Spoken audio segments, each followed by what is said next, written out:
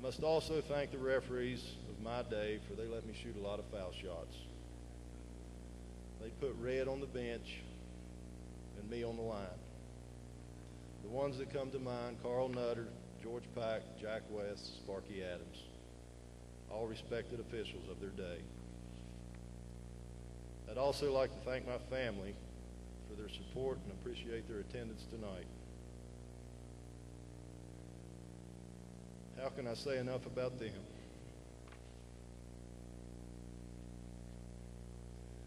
Family competition began early around our house. Card games, board games, swimming, any type of game. We played Nerf basketball, took charges through the back door. Anyone that knows a Hersher knows they love to compete.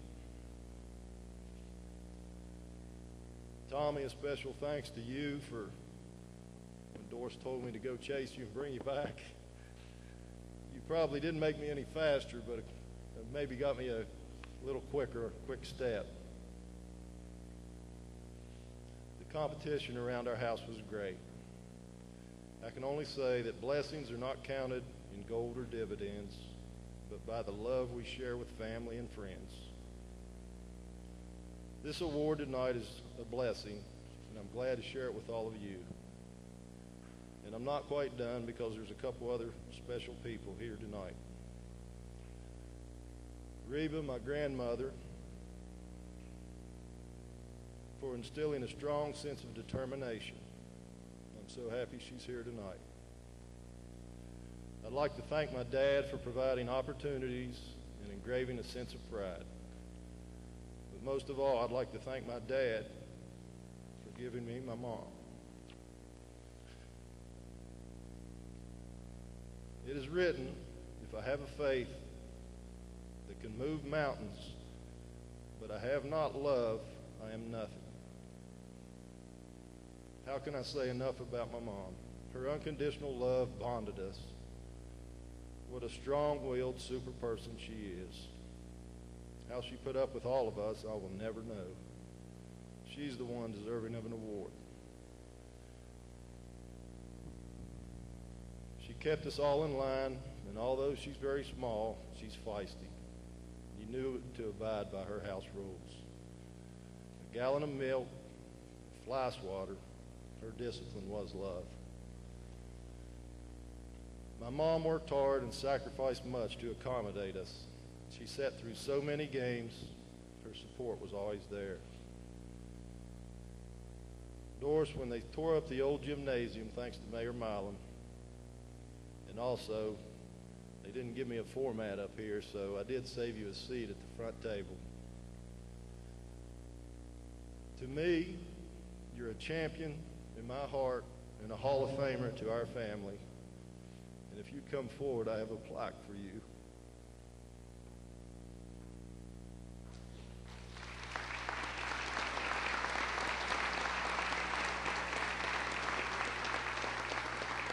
This is her birthday week, and I did save you a seat. It's from the bleachers of the old high school, and it says, to the greatest of all St. Albans fans and a Hall of Fame mom, and it's got her favorite players on there.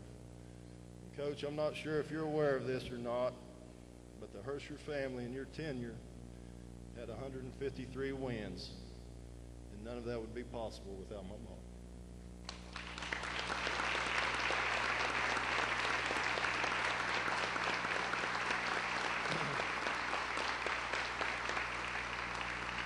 The last thing I'd like to say, that I do appreciate this award so much, but the greatest joys that I can ever know, and one of the reasons there's a little extra sunshine, laughter, and happiness, is because of my children, Dusty, Gavin, and Brianna.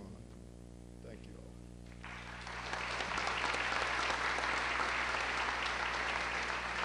all. We move on now to our next inductee, Mr. Haven May. 1939 and 1942, Haven had stellar performances in football and basketball and exemplified excellence in academics here at St. Albans High School. 1942 received honorable mention All-State in football.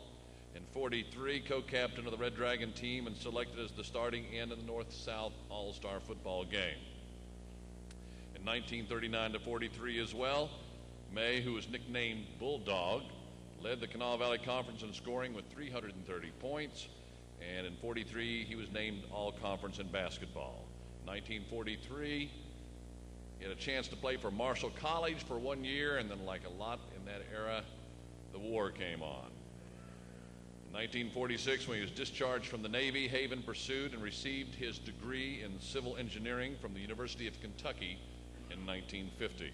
From 50 to 85, he worked for Union Carbide and supervised construction sites all over the United States, Canada, and Puerto Rico before retiring.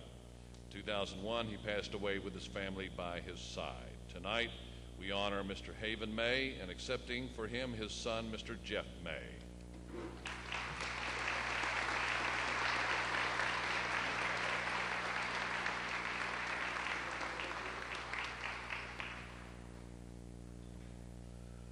Thank you, guys. First of all, I'd like to thank the committee. Tex mentioned earlier that this is a very unique environment and a tradition-rich community. Having lived all over the country, it doesn't happen like this everywhere. This is, I mentioned to friends I was coming out to do this, and they were very jealous and kind of envious as far as how this could happen. They really didn't understand it because it never happened in their community. So I would like to thank the committee. On behalf of my father, my family would like to receive this recognition. It's quite an honor. My father would be honored very much to be here. So we'll accept this honor in his place. It's too bad they didn't have video cameras back in the 40s. We could have seen some of the two-handed set shots that were such an offensive weapon back in those days. So we have to rely on the eyewitnesses and the stories that my father would tell about how good he was. He would mention people like Dick Sidebottom and Howard Hughes. I didn't realize till recently how good he was and how much of a tradition he played in St. Albans. But growing up, I did see some of his moves. I did see some of his quickness and his agility. It faded with age, and at the age of 16, I was able to beat him in basketball. So having a 16-year-old son now, I am trying to postpone the inevitable, and hopefully I have a couple more years before he can beat me. One of the country western singers said, "It's not what you take with you, it's what you leave behind." Again, I'd like to thank you on behalf of my family. My mother, who is my dad's high school sweetheart, married to him for 50 years, is here. I would like to have her stand up. Mother, stand up. Cornelia May. Thank